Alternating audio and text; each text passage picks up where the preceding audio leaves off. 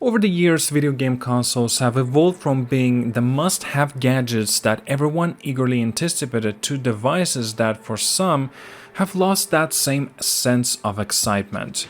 Now, with the ninth generation of consoles, the PlayStation 5 and the Xbox Series X and S, it feels like there has been a big shift. Despite some impressive hardware and extensive game libraries, they're not capturing the magic like consoles once did.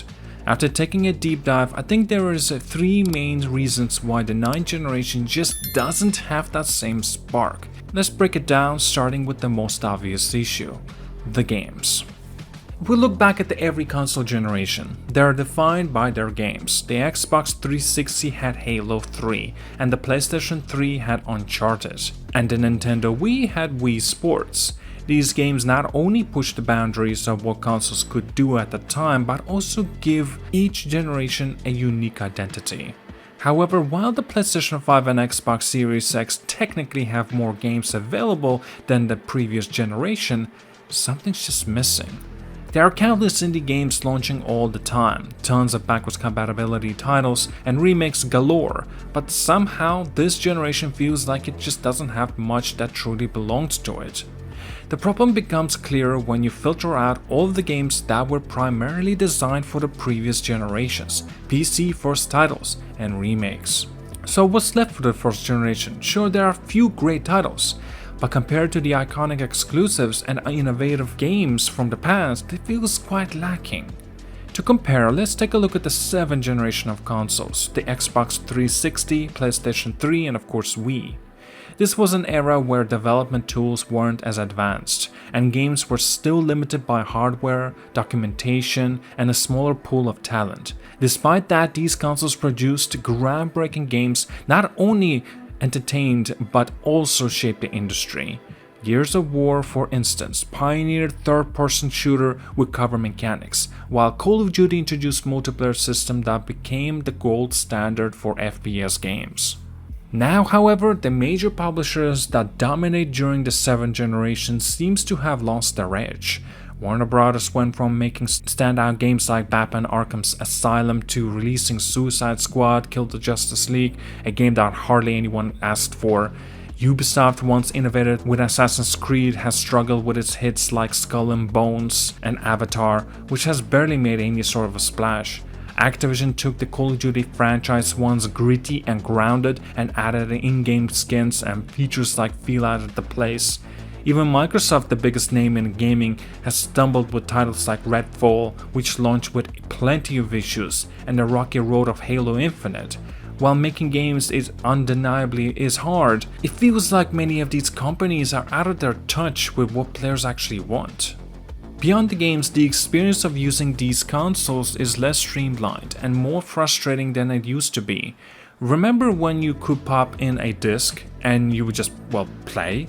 With the PlayStation 5 and Xbox Series X, things just aren't that so simple. After inserting a physical game disc, you usually have to wait for it to install and download massive patches before you can even start playing. And if you decide playing a different game in the meantime, it slows down the download speed, making the wait feel even longer. You end up spending half of the time waiting rather than playing, which isn't what people expect from the next gen experience. And then there's a nostalgia factor, or the lack of it. These newer consoles don't feel like they're bringing much magic to the table. The Xbox Series X interface is almost identical to the Xbox One's, and even with all the graphical improvements, the overall experience just feels bland. For the price we're paying, it doesn't seem worth it, when there's nothing memorable or unique about the consoles itself. The third big issue is the social aspect of the modern consoles.